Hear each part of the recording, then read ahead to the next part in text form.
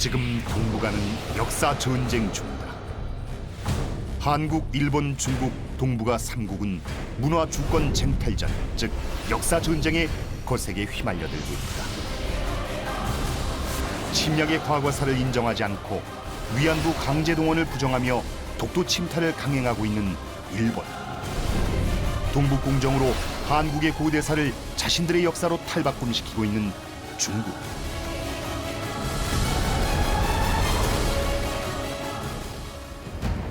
(1876년) 외세에 의한 강제 개항로 시작된 우리의 근대사. 그 후 나라를 빼앗기는 시련 속에서 한국의 9,000년 뿌리 역사가 잘려나가게 되는데, 그 중심에 일제의 식민사학이 있었다. 1945년 나라는 비록 광복을 맞이했지만 대한민국은 여전히 식민사학의 잔재를 떨쳐내지 못하고 있다. 더욱 심각한 것은 중국과 일본이 조작한 한국사가 전 세계에 진실인 양 전해지고 있다는 사실이다. 이 모든 논란에 종지부를 찍을 역사서가 바로 환단고기다. 환단고기 완역본은 중국과 일본의 역사 왜곡으로부터 현 역사 교과서에서 밝히지 못한 한민족사의 진실을 밝히고 역사의 정의를 바로 세울 수 있는 유일한 역사서다. 안경전 역주자는 국내외 문헌 탐색은 물론 동북아를 비롯해 지구촌 곳곳의 역사 현장 답사와 자료 수집에 정성을 쏟았을 뿐만 아니라 지금도 발굴되는 유물과 자료를 놓치지 않고 환단고기가 드러내려고 한 역사를 고스란히 고증했다. 그렇게 정성을 쏟은 지 30여 년. 마침내 환단고기를 알기 쉽게 번역하고 방대한 주해와 해제까지 붙여 강단 4개의 집요한 환단고기 위서론 시위에 종지부를 찍고 왜곡된 역사를 바로잡아 진정한 한민족 9,000년 역사의 국통과 인류 원형 문화의 정수를 밝혀냈다.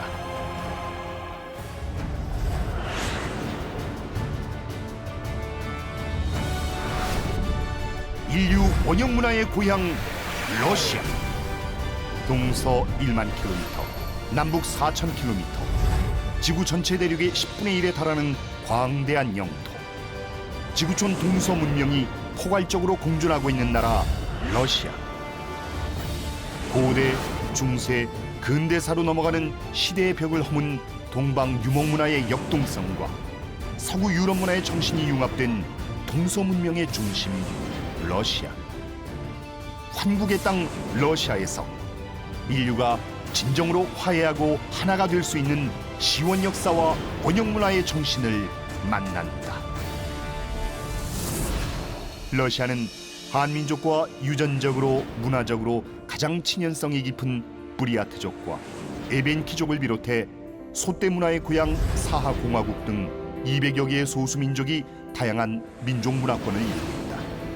이곳은 북방 상고 문화, 유목 문화의 살아 생동하는 모습과 동서 문명의 근원을 만날 수 있는 희망의 땅이다.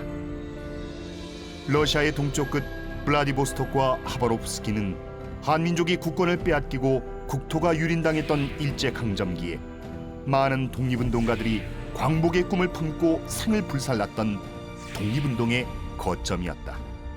인류 시원 역사와 한국과 러시아의 뿌리 문화가 담긴 환단고기를 처음으로 출판해준 홍범도 장군도 바로 이곳 러시아에서 독립운동을 펼쳤다.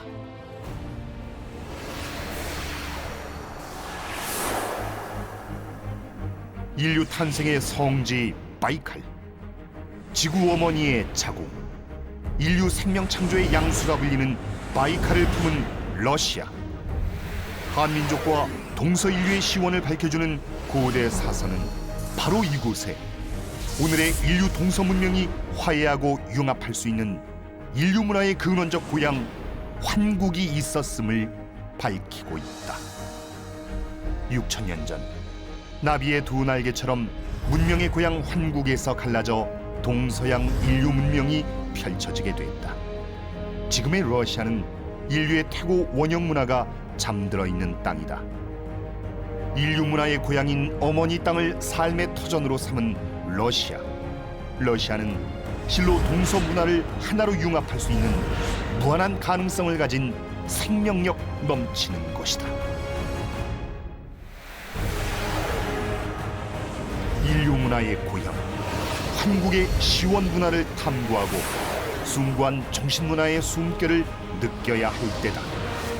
태고 원형 문화가 잠들어 있는 러시아에서 동서의 화해, 또 한국과 러시아의 보다 나은 밝은 미래를 향해서 다 함께 창세 원형 문화의 여정을 떠나보자.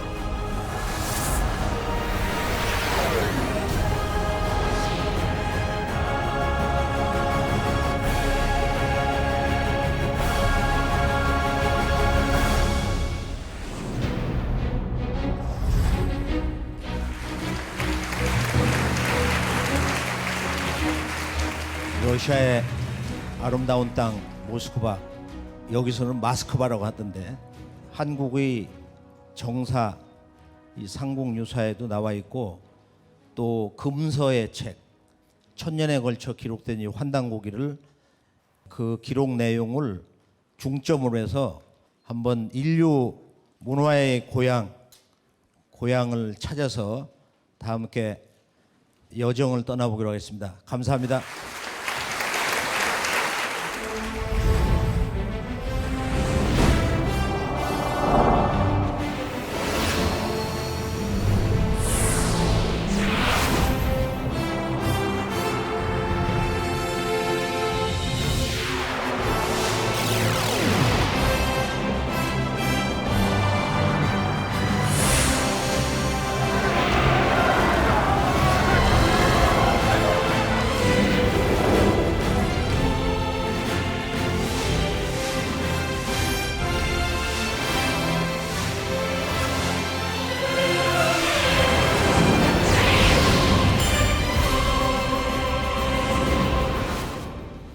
제가 약 30년 전 이곳 러시아를 처음 역사문화 답사를 할 때 첫 수도였던 이 상트페테르부르크 예바강을 걸으면서 이 북녘과 가까운 그 강물의 심찬 신비스러운 물결을 보면서 큰 영감을 받았습니다.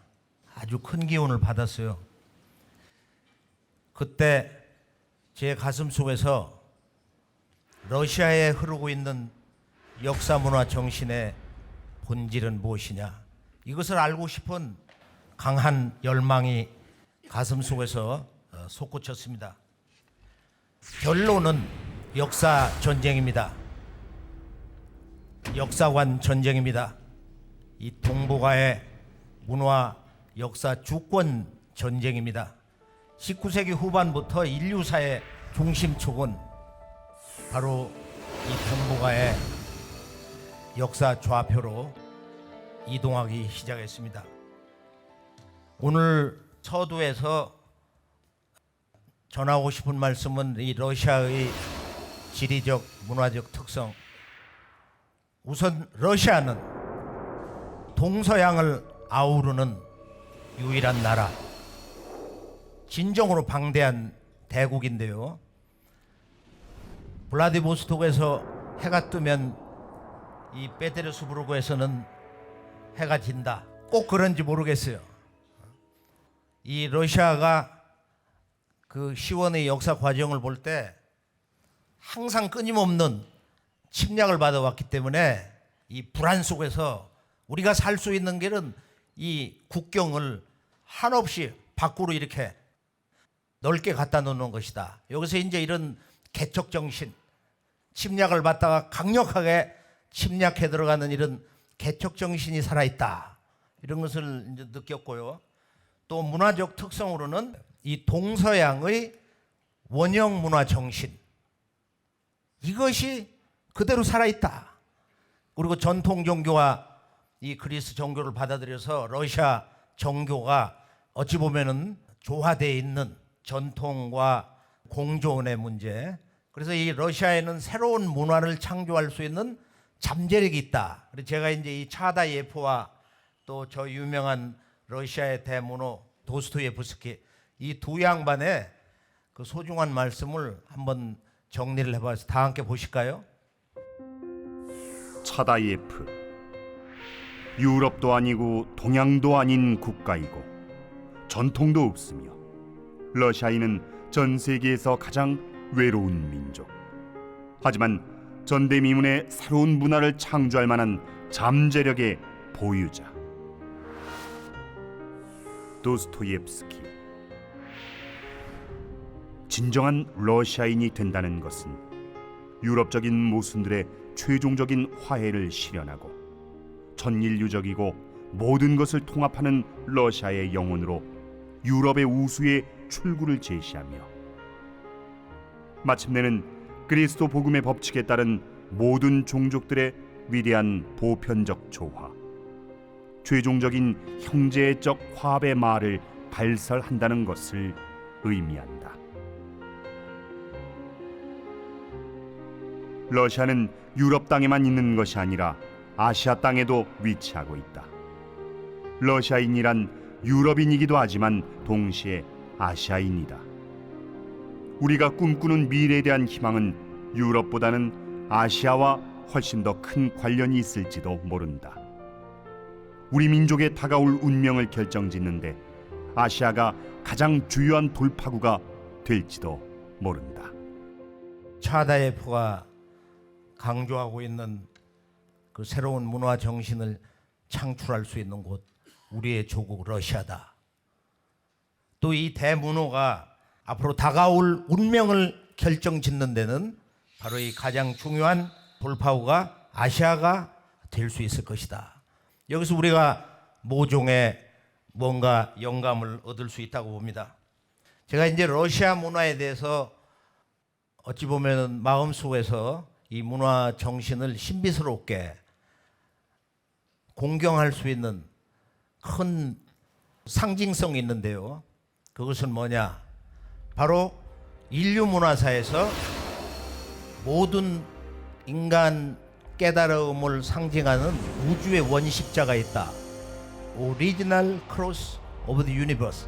우주의 원십자가 있다.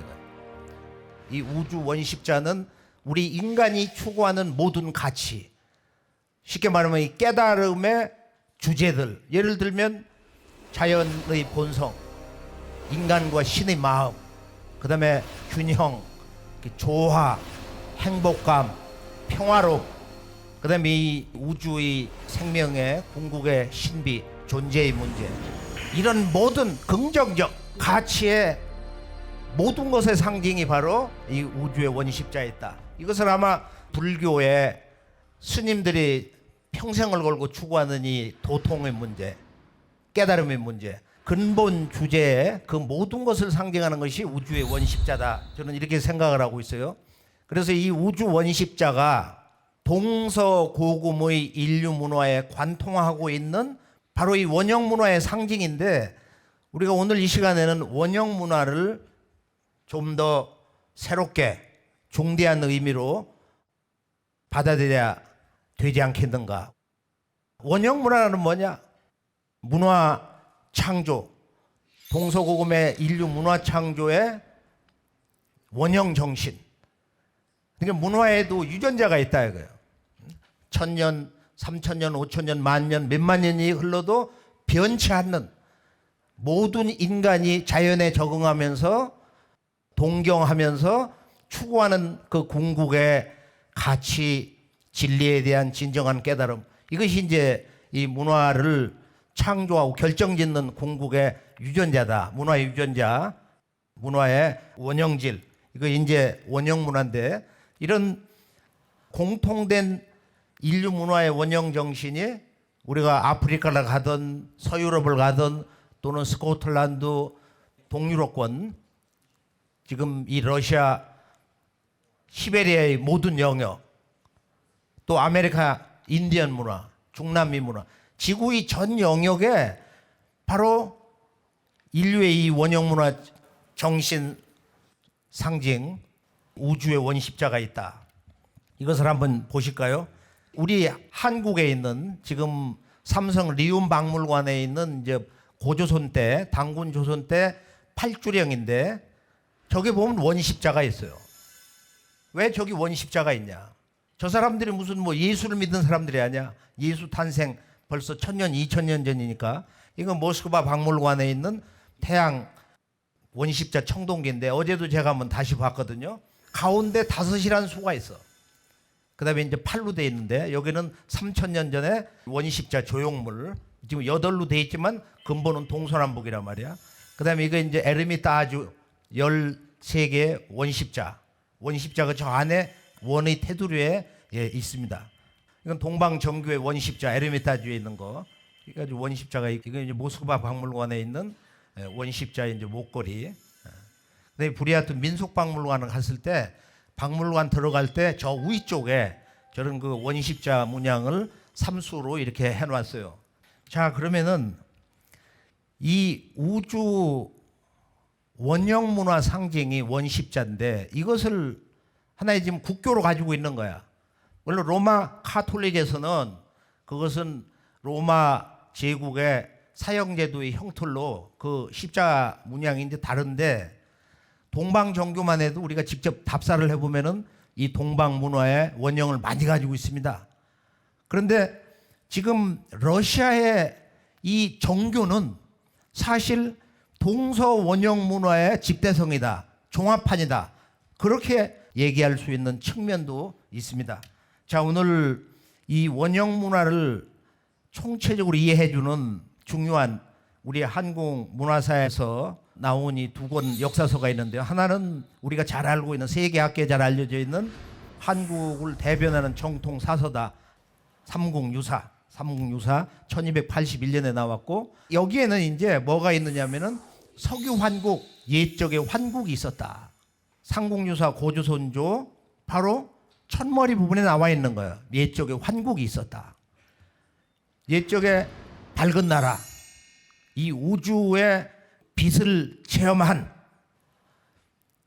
그런 삶을 살았던 사람들의 나라가 있었다는 거야. 석유환국. 이것이 오늘 이 말씀의 전체 근본 주제이기 때문에 다 함께 한번 소리 내볼까요? 석유환국.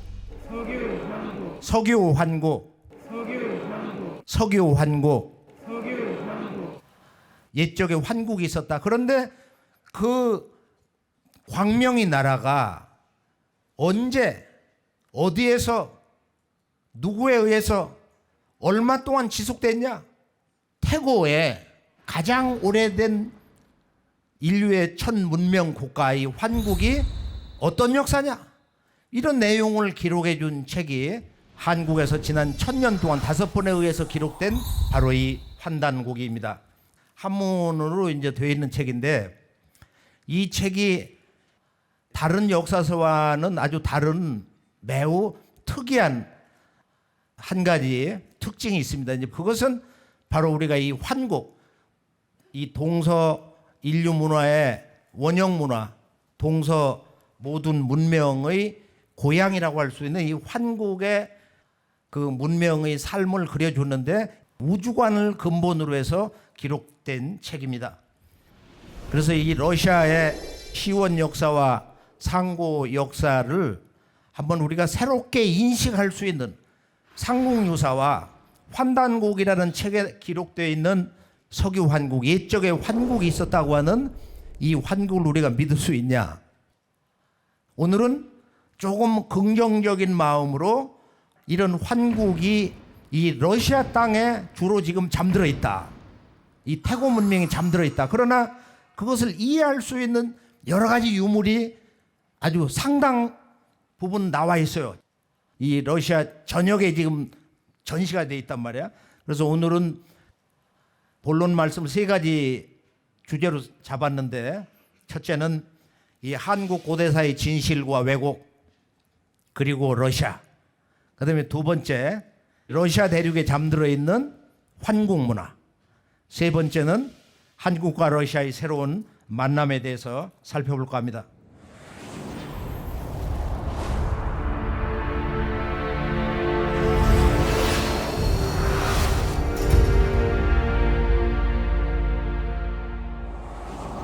자, 본론으로 들어가서 한국 고대사의 진실과 왜곡이 뭐냐. 이 내용은 뭐 지난 한 6, 70년 동안 한국의 역사학계 또는 뭐 일본, 중국 또 일부 이 러시아 뛰어난 연구진들께서 뭐 공동 발굴도 하시고 논문도 많이 쓰고 많은 그 진척도 있었는데 결론은 뭐냐? 결론은 한국은 일본 제국주의와 이 중화사관, 중국 침략사관이 왜곡한 역사의 그 상처를 그대로 가지고 있다. 그걸 그대로 믿고 있으며 그것을 역사의 진실로 알고 있다. 그래서 오늘은 그에 대한 핵심을 간단히 정리를 해보면서 인류 상고사에 대한 우리들의 진정한 새로운 인식을 위하여 오직 환국에 근본 초점을 맞춰보면서 전 지구를 통해서 우리가 이 환국 문명의 실존을 긍정할 수 있는 것이냐 무조건 부정할 수 있는 것이냐 그걸 오늘 한번 다 함께 느껴보는 소중한 시간이 될 것을 소망하면서 제가 문제 제기를 하고 싶어요. 지금 우리가 역사를 인식하는 인류의 상고사를 인식하는 아주 고정관념이 있다 이거예요. 구석기, 신석기, 청동기. 이제 이것을 넘어서야 우리가 인류 문명의 진정한 탄생, 인류 문명의 최초의 시원국가, 그런 시원국가가 어디에 있었는데 우리가 고고학을 들어가 보면은 정말로 경이로운 자연과 인간과 신에 대한 깨달음, 그걸 상징하는 아까 우주의 원십자, 이런 문화를 탄생시킨 시원 종족이 있을 것이다. 그 뭔가 중심이 있을 거다 이거예요. 분명히 인류 문명사의 진정한 정신 원형 문화의 센터가 있을 것이다 이거예요. 지금 그 역사학의 고정관념, 구석기, 신석기, 청동기 이런 고정관념으로는 우리가 이것은 유물중심 19세기의 랑케의 그런 실증 역사관에서 나온 것이기 때문에 인류 정신문화가 결여되어 있다. 인류 정신문화의 그 모든 근본 체계가 결여되어 있기 때문에 또 보다 더 중요한 것은 상고의 그 문화는 우리보다 뒤떨어진 사람들이다. 좀 야만적이다. 무지하다. 이렇게 잘못 알고 있는 지금부터 약 1만 년 전의 문명시대 또는 그 이전 2만 년, 3만 년 우리가 바이칼 옆에 몰타에서 나온 유적을 보면 깜짝 놀랄 수밖에 없는 거야. 지금 우리가 사는 거 뭐가 다르냐 이거야. 소중한 이 태고 문명 그때 그 사람들의 이 우주관 쉽게 말해서 자연관이라든지 인간과 신에 대한 깨달음 인간 마음에 대한 깨달음 우리 몸에 내재되어 있는 이 신성 이 거룩함 이것을 이해할 수 있는 원천적인 지적 체계 인류 문명의 지적 중심 체계 이 우주론을 근본으로 한 역사학을 하지 않고 있다. 그래서 우리가 이제 이 러시아에서 만나게 되는 두 분, 러시아 신부님하고 한 분은 이제 이 당군 조선, 고조선에 대해서 아주 확신 있게 좀 매서운 경책을 한 또 다른 한 분, 그 두 분의 말씀을 잠시 살펴보기로 하겠어요. 한 분은 이제 이 비추린, 러시아 신부 비추린인데 이분이 그 여러 개 언어도 아주 참 자유자재로 분인데 이분이 한마디로 한국사 본질이 뭐냐 이거. 그것은 바로 한국사의 시초는 고조선이다. 이것을 더 발전시킨 분이 유엠 푸친인데 이분의 말씀을 한번 들어볼까요? 유엠 푸친. 고조선은 1000년간 중국 지배를 받지 않은 독자적 문화를 발전시켜 왔다. 한사군은 현재 한국 국경 밖에 있었다. 동북아 고대사에서 단군조선을 제외하면 아시아 역사는 이해할 수 없다. 그만큼 단군조선은 아시아 고대사에서 중요한 위치를 차지한다. 그런데 한국은 어째서 그처럼 중요한 고대사를 부인하는지 이해할 수가 없다. 일본이나 중국은 없는 역사도 만들어내는데 한국인은 어째서 있는 역사도 없다고 하는가? 도대체 알 수 없는 나라이다. 오래전에 부틴 교수님의 연구서죠, 고조선을 읽어본 적이 있는데요. 지금 이분이 한 학술 대회에서 동북아 고대사에서 단군 조선을 제외하면 아시아의 역사를 이해할 수 없다. 또 이런 말씀도 흘러다니고 있어요. 지금 유라시아 대륙에 있는 이 유목문화, 헤아릴 수 없는 이 유목문화의 그 문화 정신을 이해하려면은 이 동방 쪽에 어떤 거대한 제국이 있어야 된다. 그것이 없으면은 유목문화에 상통되는 그 문화의 공통점을 우리가 체계적으로 이해할 수가 없다 이거예요. 부틴 박사님의 말씀은 한국 사람은 이해할 수가 없다 이거예요. 이웃 나라는 없는 역사도 이렇게 끌어올리는데 왜 있는 역사도 없다고 부정하냐? 단군 조선을 왜 신화라고 얘기하고 있냐 말이야.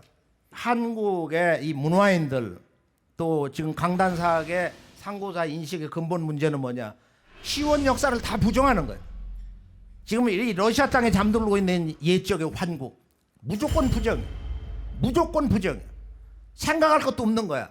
환국을 계승한 환웅의 신시 배달고 그것도 무조건 부정이야. 생각할 여지가 없어요. 그리고 그것을 배경으로 한 환국과 신시 배달을 근거로 한 단군 조선은 그것은 청동기 국가 건설 근대 역사의 이런 국가 성립사를 기준으로 해서 그것도 신화다. 단군 조선 신화다 말이야. 그 무조건 신화야. 자신의 근원을 부정하는 오늘의 이 한국 역사계. 이게 중국 식민지 역사로 시작됐다는 거야. 그게 한국의 역사다. 이렇게 주장을 하고 있습니다. 자, 그러면은 한국사는 어디부터냐? 한번 이 국통맥을 한번 잠깐 볼까요? 한국사를 거꾸로 우리가 상식으로 보면은 마지막 왕조는 뭐야? 다 알잖아요. 그러니까 우리가 앞으로 미래 남북 통일 시대, 미래 희망의 새 역사 시대. 지금 현재는 남북 분단, 대한민국, 그다음에 조선민주주의 인민공화국. 쉬운 말로 남한 북한이야. 사우스 코리아, 노스 코리아.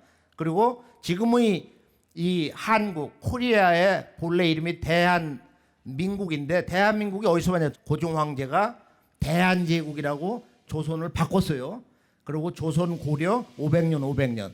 그리고 우리가 잘 알고 있는 신라 천년왕국은 이제 고구려 백제 신라 이걸 다 합쳐가지고서 이제 얘기를 하는데 통일신라 천년 고구려 백제 신라 가야까지 사국시대 삼국시대 그리고 열국시대 이건 여러 나라 시대야. 열국시대라는 건 뭐냐면은 열국시대 이전에는 나라가 하나가 있었다 이거야. 단일체제 한 나라가 있었다. 이것이 이제 단군 조선인데 단군 조선이 망하고서 여러 나라 시대로 들어가는 거야.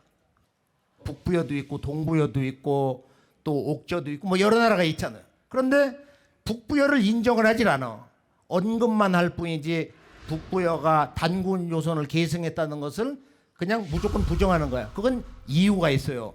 중국에서 이제 이 동부여, 북부여 뭐 이런 서부여 역사를 다 비벼놔 버리는데 비빔밥을 맹글었다 이거예요. 그래서 우리가 지금 이 삼성조 시대, 삼국유사를 근거로 할 때 이 환국과 배달과 조선, 환국, 배달, 조선 이것이 이제 세 분 거룩한 조상들의 시대, 한국인의 시원 역사다 이렇게 얘기를 하는데 환국과 배달은 무조건 부정하고 단군 조선은 신화라고 해서 그마저 싹 다 부정한다 이거예요. 자, 그러면은 이제 일본이 이런 그 역사의 근원을 제거하고 한국사의 뿌리를 말살한 범죄 가운데서 일본이 한국사의 그 뿌리를 제거하는 역사 침탈 과정이 있었는데 이걸 간단히 이제 정리를 해보면은 자, 일본은 강화도 개항 이후 1876년 이후 2차 세계대전이 끝난 1945년 이때까지 한국인 800만 명을 학살하고 한국의 역사 뿌리를 말살했다 이거야. 그럼 여기에는 그 길을 터놓은 사람이 있어요. 그 길을 터놓은 사람이 누구냐?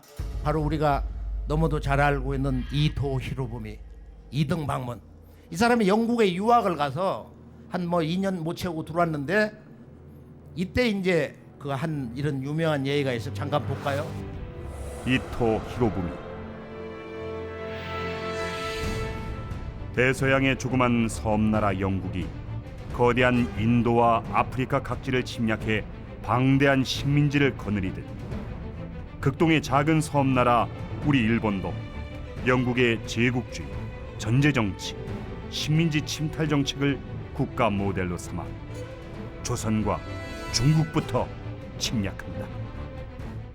이제 명치 유신이 시작되면서 곧바로 일본에서는 신불 분리령, 일본의 신도와 즉 신사 안에 있었던 한국에서 내려간 불교 사찰을 분리를 시켜라, 철저히 파괴해라 해서 1600여 개의 한국에서 내려간 불교 사찰을 파괴하기 시작합니다. 이것은 아주 강력한 증오심으로 파괴를 한 거예요.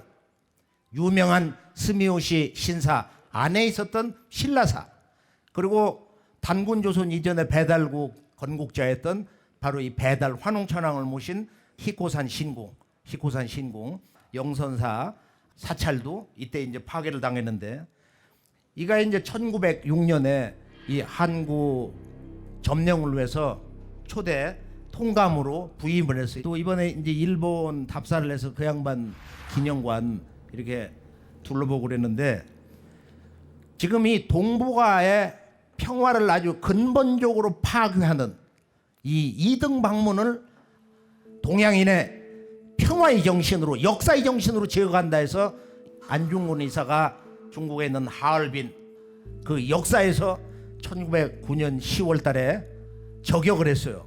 한번 그 한 장면을 볼까요?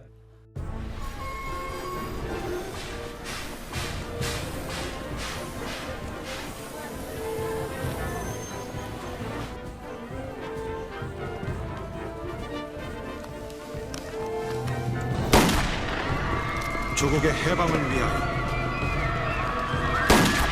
내 형제 동포를 위하여.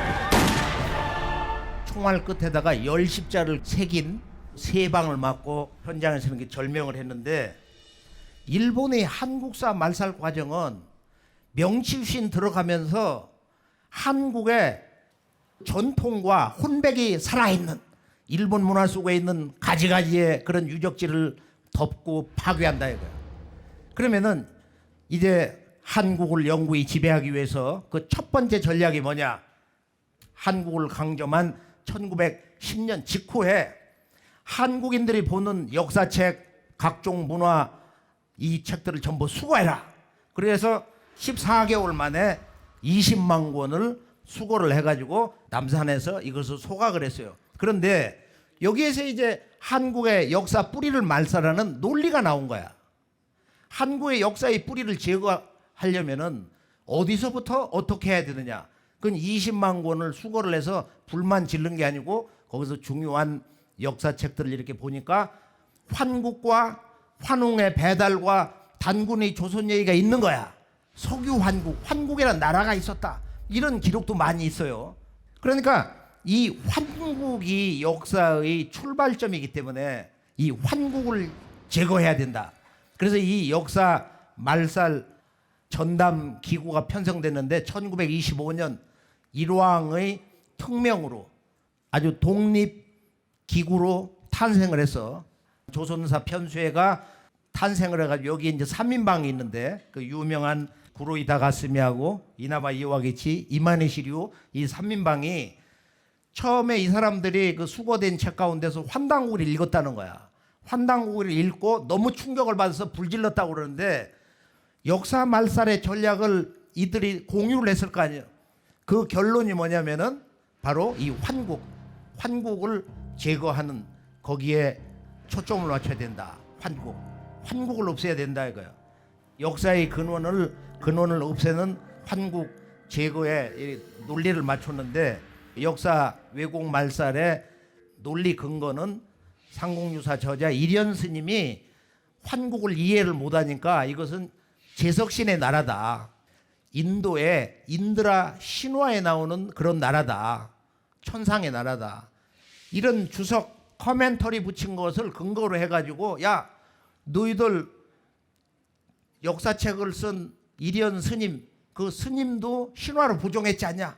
그러니까 나도 그렇게 그 논리를 추종한다. 이렇게 이제 알리바이를 세웠다 이거예요. 그런데 이제 이 막내둥이 이만희실 이후에 그 스승님이 이미 삼국유사 조선조 교종을 봐가지고 책을 편찬을 했어. 1904년에.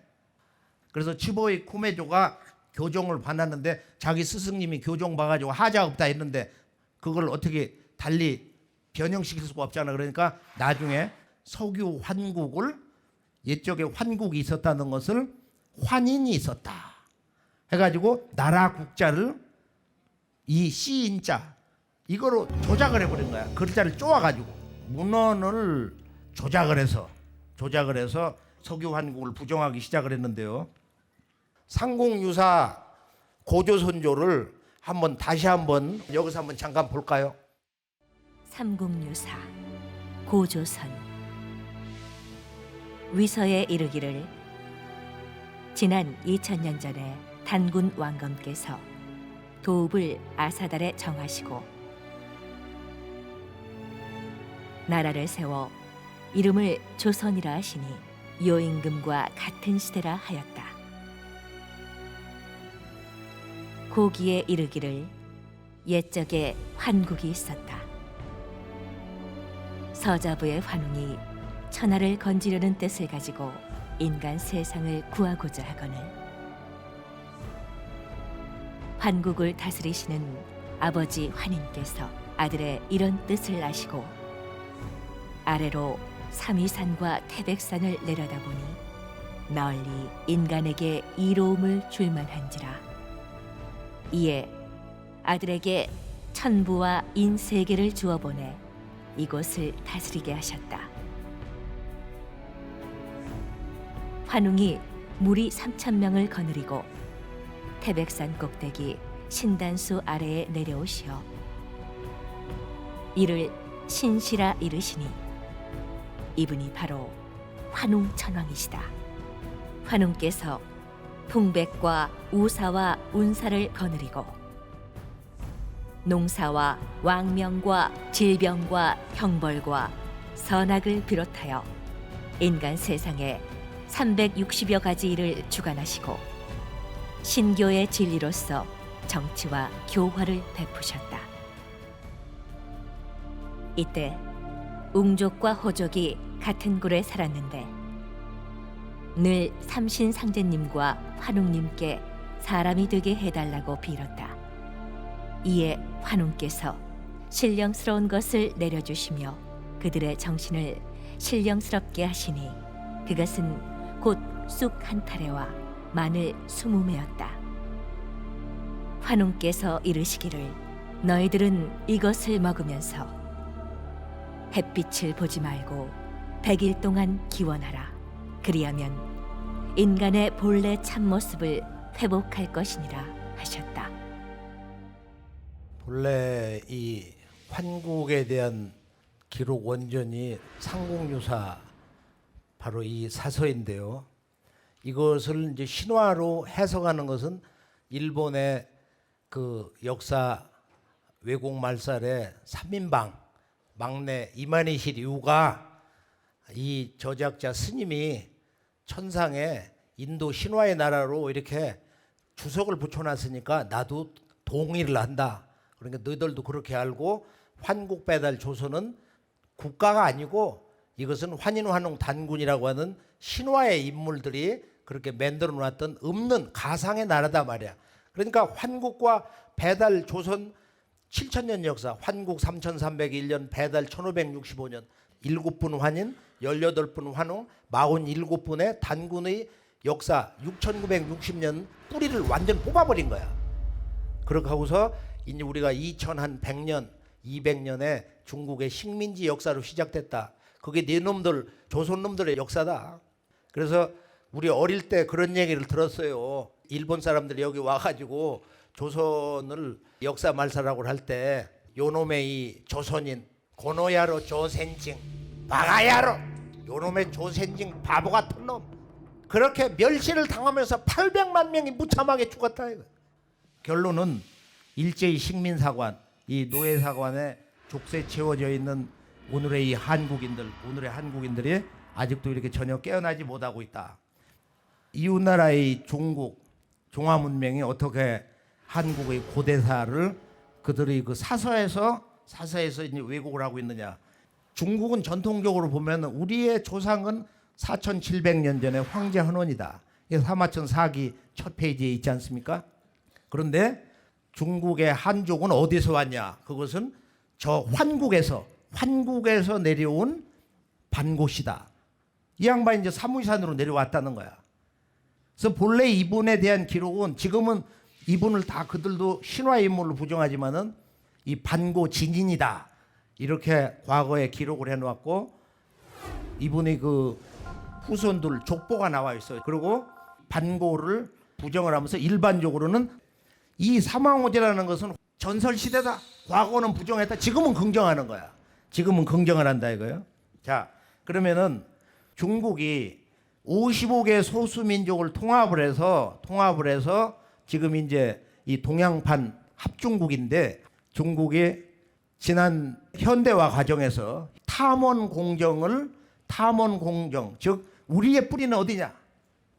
우리 중화 문명의 근원은 어디냐 이거 탐원 공정. 그런데 이것이 뿌리 바꿔치기 전략이야.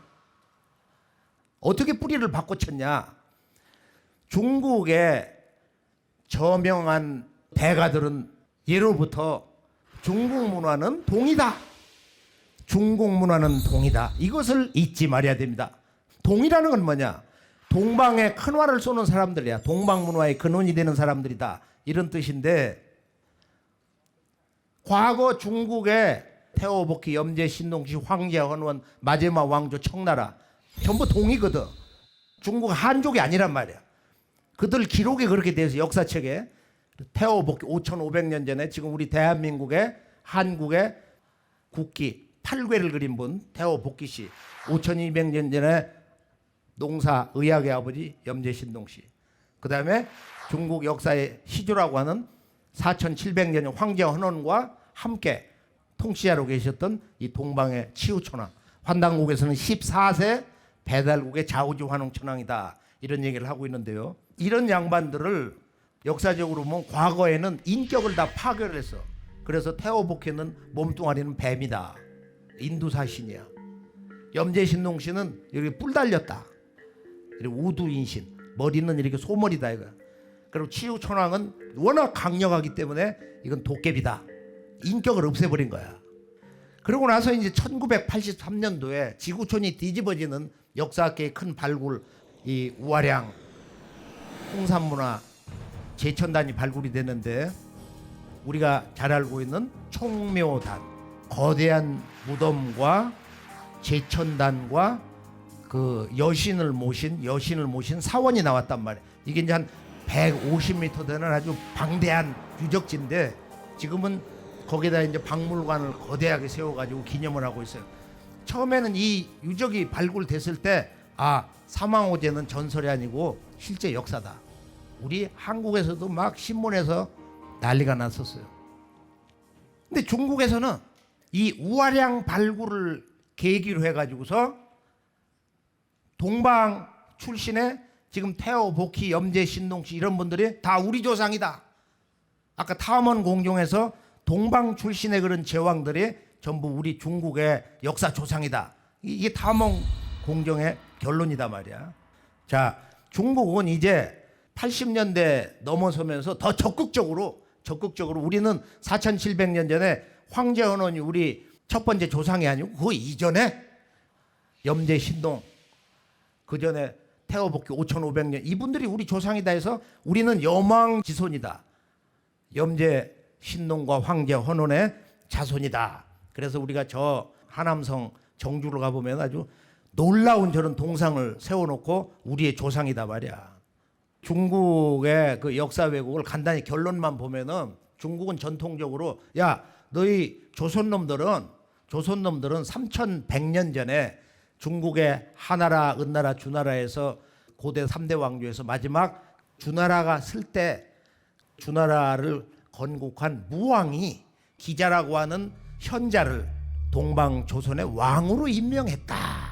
이런 얘기를 사마천이 거짓말 역사를 진실로 왜곡을 해놓고 있어요. 그러니까 사실은 기자가 온 게 아니고, 우리가 중국 답사에 보면 기자는 산동석 그 왼쪽에서 오르락 내리다가 거기서 돌아가 있어. 그 무덤까지를 갔다 왔는데, 그러니까 봉 기자 조선이 불신이야 그랬거든.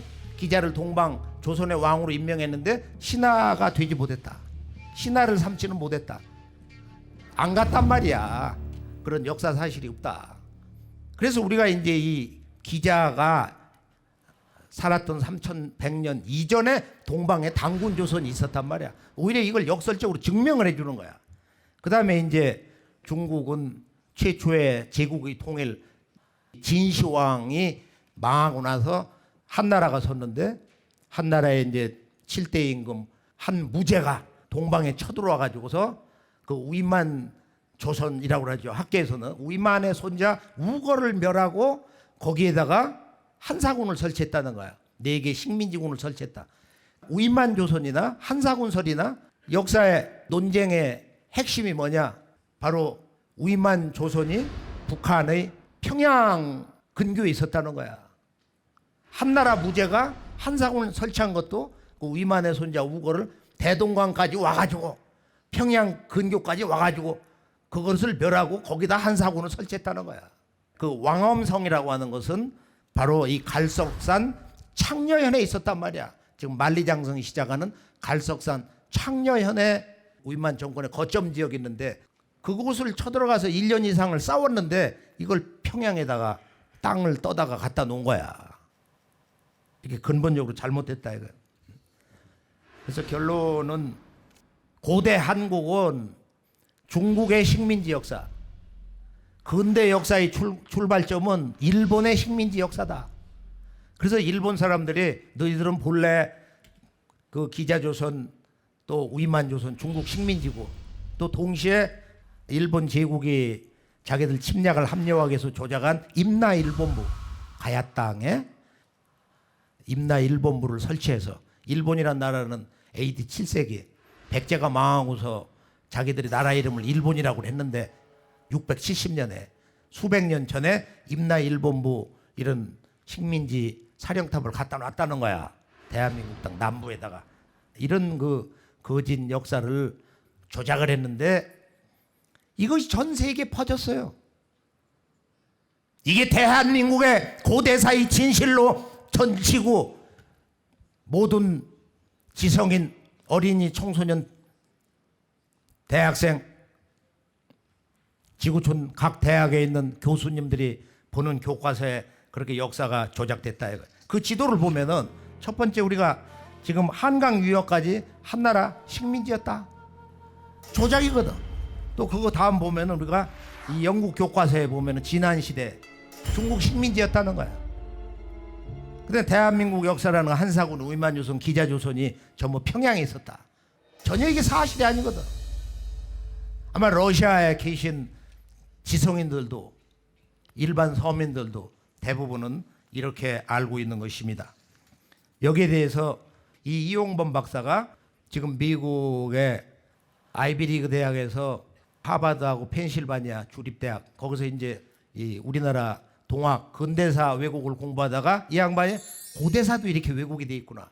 이걸 이제 미국 지식인 사회, 교수 사회에 이제 고발한 책이 나왔는데, 아시아 이상주의. 이 이용범 박사가 여기에 대해서 한마디를 했어. 한번 들어볼까요?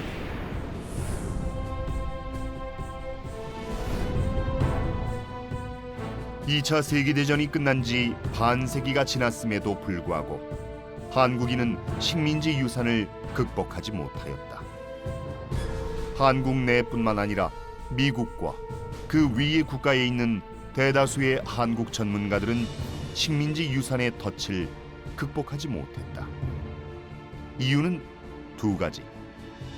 하나는 많은 한국의 사학자들이 이병도 교수의 지도를 받으며 학업을 닦았기 때문이고, 다른 하나는 고대 한국, 중국, 일본의 역사 자료들을 찾아내고 읽는 것이 매우 어렵고 골치 아픈 과제이기 때문이다. 위서에 따르면 고대의 한국인들이 중국과 아시아를 통치하였다. 이홍범 박사, 아시아 이상주의.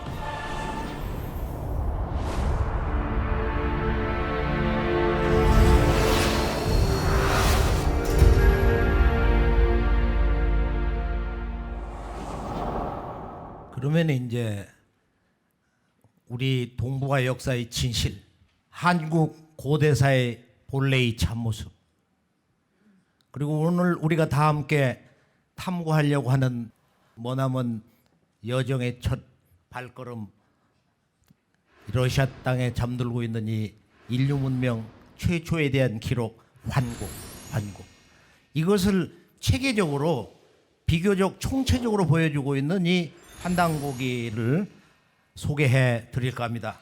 자, 잃어버린 한민족과 인류의 창세, 원형문화 시대를 드러내주고 있는 환단고기, 인류 문명의 지혜의 근원과 원형문화 시대를 밝혀주는 문화원전이다. 또 동서의 모든 사상과 동서의 모든 종교의 근원이 되는, 즉 원형 종교, 이걸 우리가 인류학에서 어르 릴리전이라고 하는데, 이 인류 원형 종교 문화 경전이다,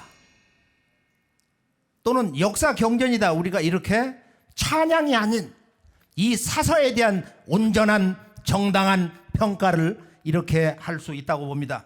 자, 러시아의 이 장구한 영광스러운 이 황금 시절의 시원 역사를 만날 수 있는 이 역사 기록을 통해서 오늘 우리가 진정이 한국인과 러시아인, 러시아와 한국이 새롭게 한 형제로 만날 수 있다고 봅니다.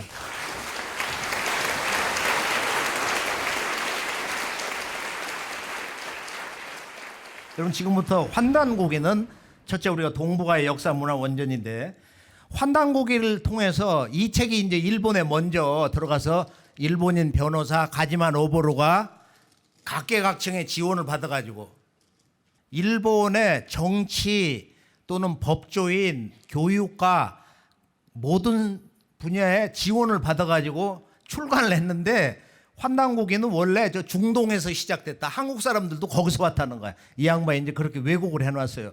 그러나 평은 이런 좋은 평을 했어요. 환단고기는 인류의 정치, 그 다음에 이 언어, 풍속, 종교, 이런 모든 인류 문화 전 영역을 이해할 수 있는 독보적인 책이다. 아시아의 지보다, 지극한 보물이라는 거야. 그 다음에 이 9,000년 이후에 그 환국을 계승한 우리 한국, 대한민국의 그 역사의 계보, 국통맥을 밝혀준다. 이제 이 환단고기는 어떻게 해서 나왔냐? 5분이 1000년에 걸쳐서 기록한 것을 계연수라는 분이 이것을 환단고기다 이렇게 이름을 붙여서 카자흐스탄에 잠들어 계신 홍범도 장군이 자기 호주머니 돈을 떨어가지고 1911년에 30권이 나왔어요. 이 홍범도 오동진 장군의 호주머니 돈을 털어가지고. 저자순으로 이 5분을 간단히 살펴볼까 합니다. 첫 번째는 신라 시대 때 중국 수나라 유학을 가서 수나라의 황제를 만나고 돌아와서 신라의 여왕 선덕여왕을 만나서 앞으로 국운이 안 좋으니까, 어려움이 있으니까 황룡사 구충탑을 세워라. 그 유명한 분이야. 그리고 불가에 보면은 이 양반이 도통을 해가지고 이런 돗자리를 펴놓고서 날라다녔다는 거야, 이 천지 허공을. 그렇게 이제 도가 높은 분인데, 이분이 환국에 대한 놀라운 기록을 근본으로 해서 배달, 조선, 그 뒤에 북부여, 고구려, 이런 한국 역사의 국통맥을 불과 우리가 펜으로 쓰면 한 2페이지밖에 안 돼요. 작은 글씨수로 한 페이지인데, 바로 이 안암로의 그 삼성기에서 인류 최초의 환국의 기록이 간단히 나와 있습니다. 그 다음에 두 번째는 또 다른 삼성기가 있어. 이걸 삼성기하라고 그러는데, 이건 고려 말에 원동중이라는 분이 썼어요. 그래서 제가 30년 동안 원동중이 과연 누구냐, 원동중을 찾아서 제가 대한민국의 족보박물관, 대전에 있는 족보박물관에 찾아봐야 원동중이라는 인물이 없는 거야.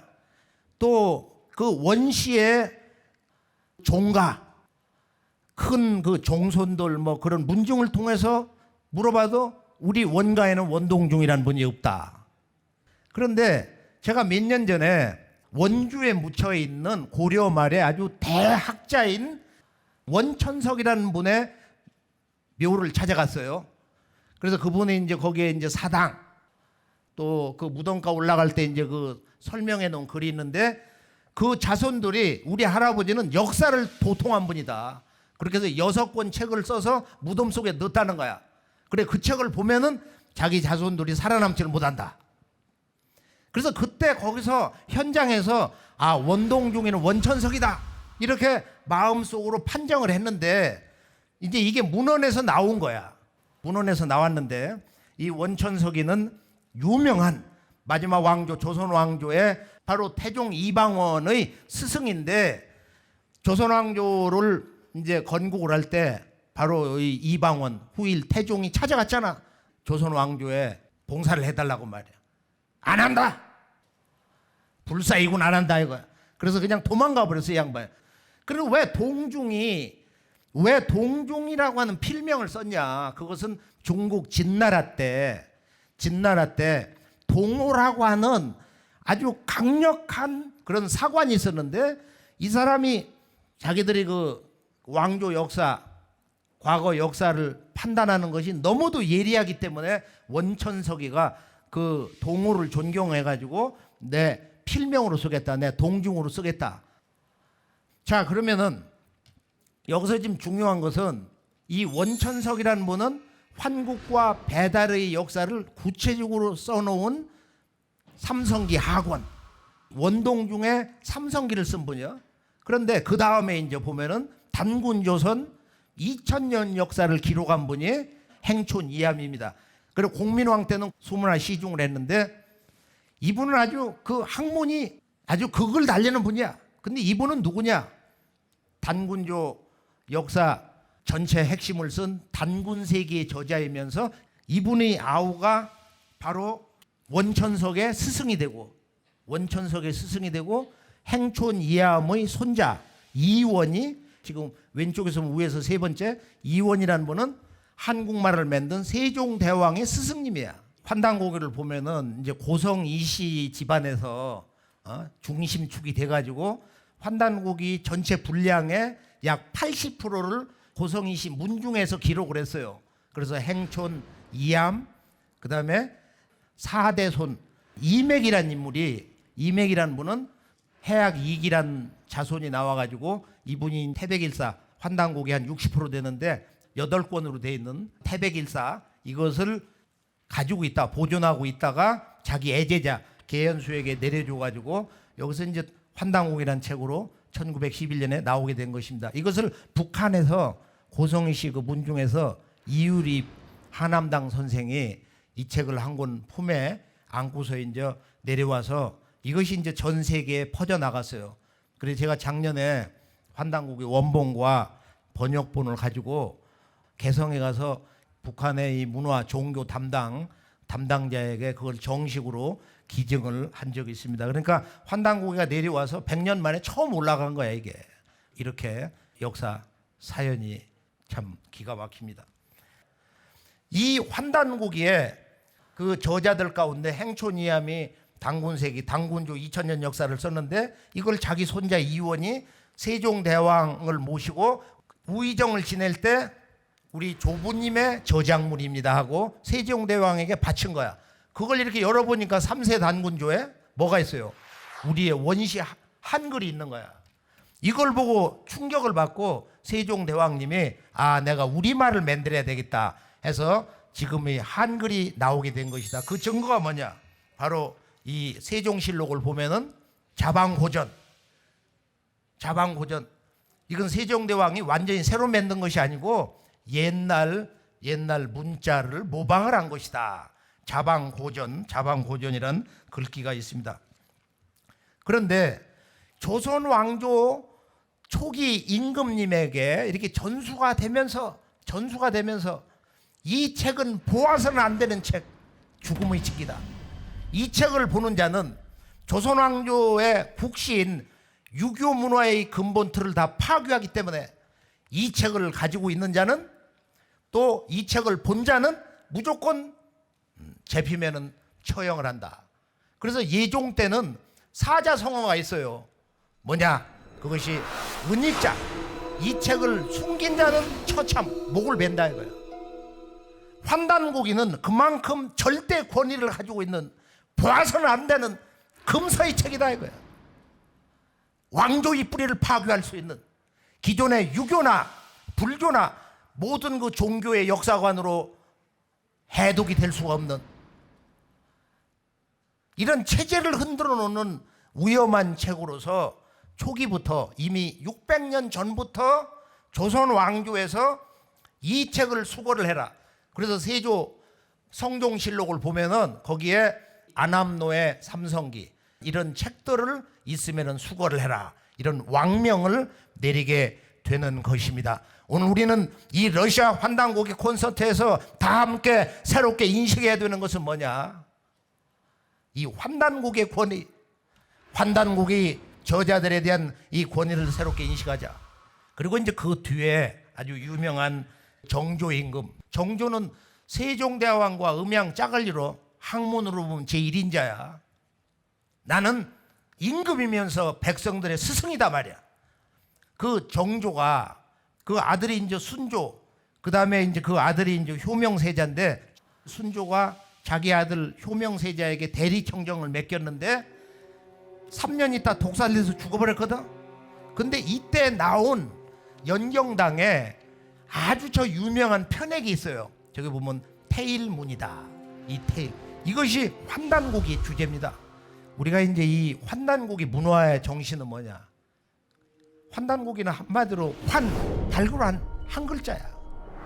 인류 문화의 영원한 주제, 모든 종교의 주제, 우리들의 삶의 목적, 행복의 궁극의 그 뭐냐면 목적지, 깨달음의 근본 주제, 환이다. 발굴한 자, 우주광명, 환단고기 역사관, 인류 창세 문화 역사, 우주관, 인간관, 신관, 깨달음, 도통, 인간 마음속에 내재되어 있는 이 우주의 영원한 생명, 신성, 우주광명, 지금 환단고기의 우주광명, 문화를 상징하는 것이 바로 태일인데, 그러고서 이제 이 부용정이라고 정조 때 이제 이것을 고쳐 불렀는데, 여기 가보면은 그 정자를 보면 위가 우주 원십자야. 이 우주 원십자. 이게 태일이거든. 태일. 정자가 우주 원십자로 돼 있다 이거야. 그리고 그 일종의 이제 못이 보면은 천원지방으로 지어지는데 그것도 환단고기의 그 역사 문화의 원형인 것입니다. 그러면은 지금 이 환단고기의 5권책 가운데 삼성기상, 안암노, 유학을 한 당대 스님이고 또 여왕님을 이렇게 직접 만나가지고 국가 정책에 대해서 미래사를 건의를 한 그런 권위 있는 양반이에요. 그 다음에 조선왕조의 태종과 그 아들 세종대왕 두 부자, 아버지 아들 그 왕의 스승님들이 바로 원천성, 원동중이면서 환단고기 전체 책에서 아주 중요한 행촌 이함입니다. 이분은 임금님을 6번을 모신 양반이에요. 그리고 공민왕 때는 국무총리까지 한 분이야. 그리고 이제 이 부여의 역사를 전체적으로 밝혀준 북부여사, 동부여사를 밝혀준 복외거사 범장이라는 분은 원천석, 원동중이라는 분하고 친구 사이예요. 그리고 주고받는 그런 책을 남긴 기록도 있는데, 자, 그리고서 이제 행촌 이함의 4대손 이맥이라는 분은 조선 중종 때 임금님의 역사를 기록하는 찬수관이야. 조선 왕조의 역사를 기록하는 역사 기록자란 말이야. 결론은 뭐냐? 환단고기의 기록자들은 동서고금의 어떤 책의 편찬자보다 더 권위가 있단 말이야.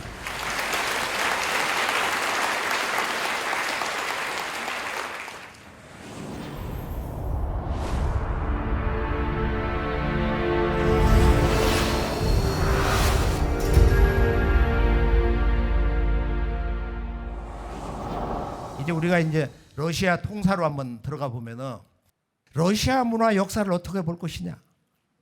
제가 이 러시아 역사를 답사를 하면서 공유해야 할 그런 정도의 상식만 언급을 하면서 정리를 해보기로 하겠습니다. 자, 저 유명한 베르다예프가 러시아에는 5개의 러시아가 있다.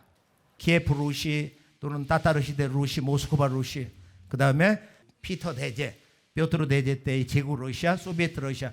보통 이제 우리가 이제 그 앞뒤 2개를 뒀는데 유목 시대하고 오늘의 현대 러시아. 러시아 역사라는 것은 유목 문화 2060년 정확하게 말하면 그럼 2개 왕조 류리크 로마노프에서 한 1000년. 그럼 이게 한 3000 지금 한 200년 역사 있는데 그 앞에 러시아의 시원 문화 역사가 우리가 모르지만 있다 이거야. 러시아 전역에 이런 유물이 다 나오고 있다 이거야. 오늘 우리는 다 함께 바로 이 러시아에 잠들고 있는 시원 역사 문화가 뭐냐? 이 문화를 어떻게 해석할 거냐 말이야. 부정을 할 것이 아니고 이것을 좀 더 긍정적으로 수많은 우리 인류의 조상님들이 살다간 중심 땅 러시아 환국 그 문명의 정신이 어떻게 내려온 것이냐. 이것을 간단히 보면은 러시아 시원 문화 시대가 있고 황금 시절, 이걸 인류학자들이 이제 황금 시절이라고 하는데요. 유목 문화 시대, 여기 보면 키메르, 스키타이, 사르마티아, 또 훈족 뭐 이렇게 쭉 해서 7개. 그게 보면 유목 문화 시대가 이렇게 있는데, 자, 이것을 조금 더 우리가 이제 체계적으로 이렇게 보면은 이 유목 문화 시대 그 문화를 이렇게 처음 본 곳이 이제 키예프에 가서 봤는데요. 제일 먼저 3200년 전에 키메르가 들어왔다 이거예요. 키메르가 500년을 여기서 이제 살다가 이렇게 물러갔는데, 여기 키메르, 스키타이 이 사람들 그 들어온 역사를 이렇게 지도로 전체로 그렸는데요.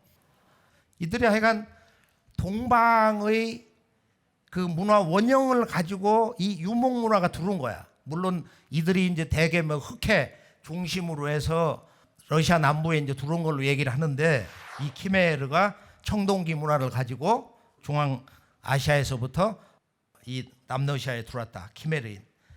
키메르인을 보면은 화살을 갖다가 쏠 때 보면은 완전히 이건 동방 문화야. 훈족이라든지 뭐 스키타이 똑같아요. 흑해 북부에 이 깔때기 모자를 썼거든. 이 깔때기 모자에 인류 원형 문화의 비밀이 있는 거야.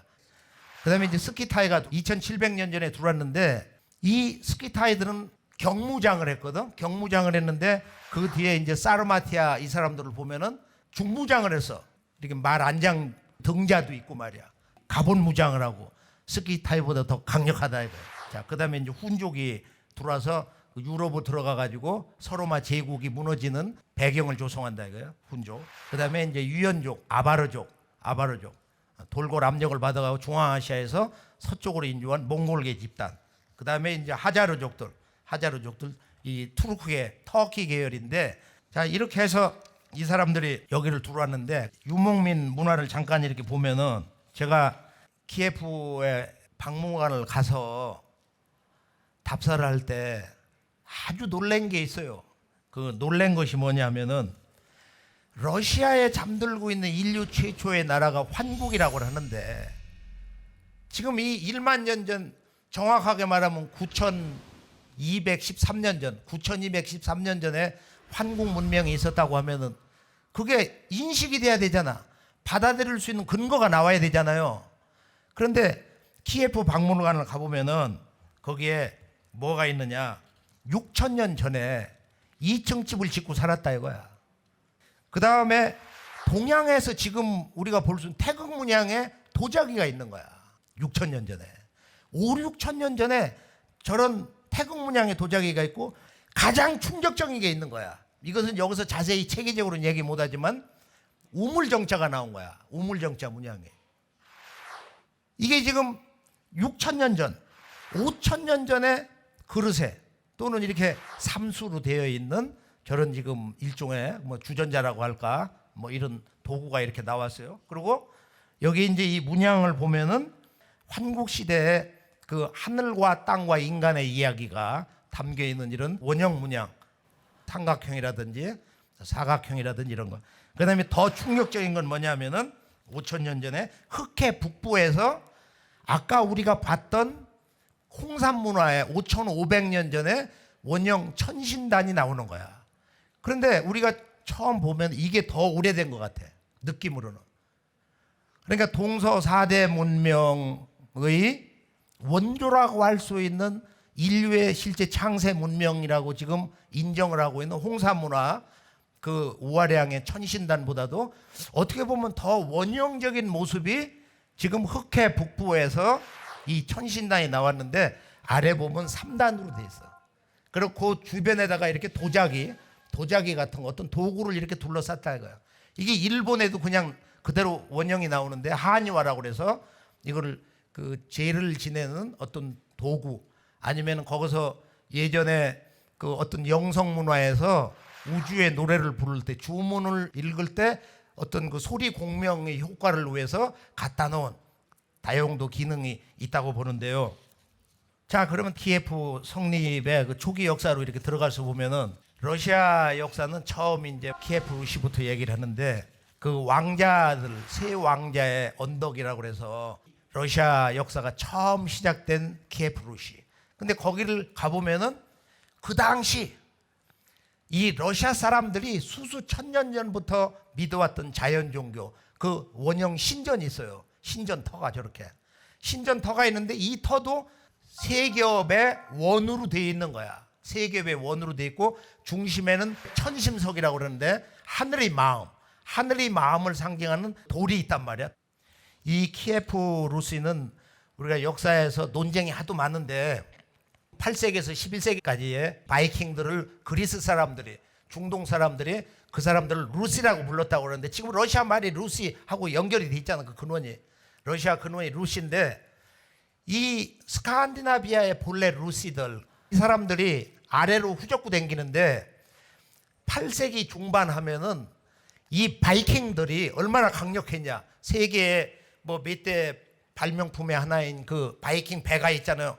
물에 1m 이상이 안 들어간다는 거야. 그 사람들 배가. 그래서 이 얄쌍한 배를 타고 해변가를 후젓고 댕기는데 유럽의 주요 중심부 저 비잔틴, 중동까지도 갔다는 거야. 그리고 이 사람들이 이제 영국도 동부하고 남부를 지배를 해서 영국을 들어갈 때는 선단을 거느리고서 영국을 침략에 들어갔다고. 그래서 그 영국의 당대 여러 나라로 나는 그 왕이 허용을 해서 너 대신 예수를 믿어라, 기독교를 믿어라. 그러면은 내가 동쪽 땅을 주겠다. 그리고 한 100년 정도 싸우다가 그 사람들을 몰아내고서 이제 영국 왕조가 성립을 하거든. 근데 이 바이킹들이 강력해가지고 그 위에 있는 아이슬란드, 그린랜드도 점령을 했어. 이 바이킹들이 그린랜드를 들어가가지고 너무 추우니까 여기서 살 거냐 말 거냐. 에이 눌러 앉자. 그래 거기서 살았는데, 그래 최근에 이제 발굴된 거 보면 이 여자는 1m 20, 남자 키는 1m 50이더라는 거야. 먹는 게 시원찮아가지고. 이 바이킹들이 그렇게 그 한때 유럽을 돌아다니면서 슬라브 사람들을 잡아다 노예로 팔고, 그래 슬라브 그런 그 노예 교육을 해가지고 유럽의 이런 그 문화 교류에도 영향을 줬는데, 지금은 이제 북방 루시, 이 바이킹들의 문화도 우리가 한번 객관적으로 봐야 된다. 이런 이제 시각 교정이 된다고 그러는데, 바이킹의 시조가 누구냐? 이게 유전인자로 밝혀진 거야. 유전공학으로 밝혀져서 이 사람들은 몽골계다. 그래서 이 바이킹 초대왕이 아이바로스인데 이 아이바로스가 훈족 계열이다. 몽골계다. 처음에 북방 루스의 세 아들, 현지에서 키예프에서는 뭐라고 하냐면은, 야, 그 사람들이 세 아들 형제가 아니고 세상에서 다른 사람이 만나가지고 의형제를 맺어가지고 이 사람들이 처음 자리를 잡았던 곳이 지금 바로 키예프 세 왕자의 그 언덕이다 이거야. 본래의 원형 신전이 있던 곳. 그 맞이되는 류리크는 노보고르도 가서 자리를 잡고, 그 다음에 류리크의 아들 이고르가 어리니까 이제 그 삼촌인가 친족 올레그가 키예프를 처음에 이제 자리를 잡고, 그 다음에 올가 비잔틴 황제가 마누라 삼으려고 그러니까 나는 우리 만신을 모시니까 당신은 기독교 신을 믿고 하니까 세례를 다오. 그래서 세례를 받고서 이제 당신은 나의 대부니까 결혼을 할 수가 없다. 이렇게 돌아왔다고 그러는데, 이 손자 블라드미르가 우리가 이제 알고 있는 바로 이 그리스 종교를 받아들여 가지고 러시아가 크리스찬 국가가 되는데, 이 블라드미르에 의해서 그 할머니 올가부터 이 러시아의 문화라는 것은 서방 기독교 문화와 이렇게 접속이 되는 극적인 전기점이 된다 이거야. 원래는 그 할머니가 어릴 때부터 교육을 시켰다는 거야. 종교 교육을 해가지고 처음에 이제 전 국민들에게 세례를 받아라. 그러니까 강력한 저항을 했다 이거야. 우리는 전통 원래 믿는 이 신이 있다. 그렇게 해서 이제 강력하게 밀고 나가고 이제 초기 교회를 11조를 걷어가지고서 교회를 세웠는데 그것이 나중에 몽골 따따르가 와가지고 거기 숨어 있는 사람들 하나도 안 남기고서 아주 참혹하게 그 교회 건물과 더불어서 파괴를 했다고 합니다. 자, 그 뒤에 이제 우리가 모스크바에 처음 뿌리 내리기 시작한 이 유리 돌고르키 키예프 공국의 모노마크 작은 아들인데 여기서부터 이제 우리가 모스크바 공국 시대 지도를 잠깐 볼까요? 저렇게 이제 뿌리를 내리고 이 다니엘이 모스크바 공국의 초대 대공인데 징기스칸의 그 손자 들어와가지고 키예프를 칠 때 너무 이 도시가 아름다워가지고 저걸 그대로 손에 넣으려고 그랬는데 강력한 저항을 하니까 일주일 만에 성문을 따고 들어가서 거의 다 몰살시켰다는 거야. 그래서 그때 키예프 성내에 눈물을 흘려줄 자가 없었다. 이렇게 참혹하게 몽골 따따르에게 당한 상처가 있다 이거야. 그 뒤에 240년을 이렇게 당하는데 이 금장 한국의 지배시대 킵차크 한국 그러고서 역사를 이제 극복하는 과정 드미트리 돈스코이를 거쳐가지고서 몽골 지배로 이렇게 이제 벗어나기 시작을 하는데 마침내 이반 3세로부터 우리는 몽골 지배로부터 영원히 고난을 종결한다. 이것이 이제 1480년이란 말이야. 러시아 문화 역사를 쭉 더듬다가 누구도 이제 이 필로페 그 서한을 한 번씩 보게 되는데 이 사람이 바실리 3세인가 그 왕 때 보낸 편지가 있어요. 편지. 그 편지를 한번 읽어볼까요? 경건한 황제여, 그대의 왕국 속으로 모든 그리스도 제국이 통합되었습니다. 두 개의 로마는 이미 멸망하고 세 번째 로마가 새로이 서 있으니 네 번째는 오지 않을 것입니다. 이 사람이 뭐 짜르 황제에게 아부하기 위해서가 아니고 이제 우리들의 문화 시대가 진정 왔습니다. 당신이 이제 진정한 제3 로마의 제사장이면서 제왕입니다. 우리가 이제 기독교의 진정한 영원한 종주입니다. 이런 선언을 한 거야. 이러면서 쌍두 독수리가 이반 3세 때 들어오는데 이 쌍두 독수리라는 건 뭐냐? 위에 큰 독수리 머리가 있죠. 쌍두 독수리가 이렇게 동서를 이렇게 지켜보고 있고 아래 중심에 보면은 저 유명한 성 조지 신화가 있어. 성 조지 신화가 있는데 이게 보면 서양에 뭐 오스트리아 박물관 뭐 없는 데가 없는데 쌍두 독수리 문화 원형이 뭐냐? 우리가 불가리아를 가보면 말이에요. 거기에 유명한 수도사가 근 10년 동안 땅바닥에서 기도를 하면서 계시를 받은 바로 거기 사원이 있어요. 릴라 수도원을 가보면은 거기 쌍두 독수리인데 입에 여우귀를 물고 있는 거야. 봉황이야 실체는. 이게 쌍두 독수리 문화도 원래는 이게 봉황이고 동방 이런 따따르 훈족 이런 애들한테 너무 우리가 당해서 이 동방 제왕을 상징하는 용을 앞으로는 영원히 정복당하지 않으리라 하는 성 조지 신화가 나왔단 말이에요. 그 창으로 막 용을 찔러 죽이는 그 모습을 하고 있거든. 이게 이제 아르미타주에 있는 성 조지 썰매인데 그래서 이 러시아의 로마노프 왕조 또 그 이전 지금 류리크 왕조 그 후반 보면은 바로 이 문장의 뜻이 뭐냐면은 영원한 제3의 로마를 표방한 이 모스크바 러시아의 심장부에서 바로 그 나라의 문장을 갖다 놓은 곳이 이 동서의 창세 문화 환국으로부터 내려오는 바로 천지 1월 우주 광명 음양 광명 문화의 상징인 바로 신의 아들을 상징하는 용복 문양을 가져왔는데 바로 용은 제껴버리고 이 새를 중심으로 한 봉황을 중심으로 한 이런 문화를 간 것이다. 요즘 와서 보면은 왜 소치 올림픽에 동계 올림픽에서 이게 전부 봉황을 갖다 놓은 거야. 봉황새. 이 문양이 다 봉황을 상징하는 거예요. 거기 보면 이 선수들이 입고 있는 옷이라든지 지금 저 엠블럼이 보면은 봉황새의 날개로 상징을 하고 있는 것입니다. 그래서 이 러시아 문화에는 봉황새 바로 이스턴 페닉스 불사조, 이건 이제 불을 상징하는데요. 용은 천지의 물을 다스리는 자연신이고, 이 봉황새 서양 문화로 좀 변조된 그리핀은 천지의 불을 다스리는 신성한 자연신이다. 자연신이다. 그래서 이 용봉을 문양을 갖다 놓는다는 것은 바로 천자국의 전통적 문양을 러시아 왕조 문화에서 이제 갖다 쓴 것이다 말이야. 비잔틴 콘스탄티노플 그 제국이 망했잖아요. 1453년에. 이반 3세가 이때 쌍두 독수리 문양을 이렇게 가져오면서 짜르라고 하는 황제의 호칭을 쓰기 시작한다 이거예요. 이게 러시아가 동서의 신의 아들 천자 문화를 가져오는 거야. 대단히 중요한 사건인데, 그래서 이반 4세 때는 이 대관식을 최초의 이 짜르의 문화 양식으로 식을 화려하게 올리고 새로운 통치법전을 만들고 이 러시아 절대 왕정 시대, 그다음에 이제 마지막 피오트르 1세가 유약하고 가짜 왕들이 나오는 혼돈의 시대를 거치면서 이제 류리크 왕조가 문을 닫고 로마노프 왕조로 들어갔는데, 로마노프 왕조는 우리가 잘 알고 있는 이반 4세의 아내의 그 남동생의 아들인데, 이 필라레트가 대주교 종교인 아니에요.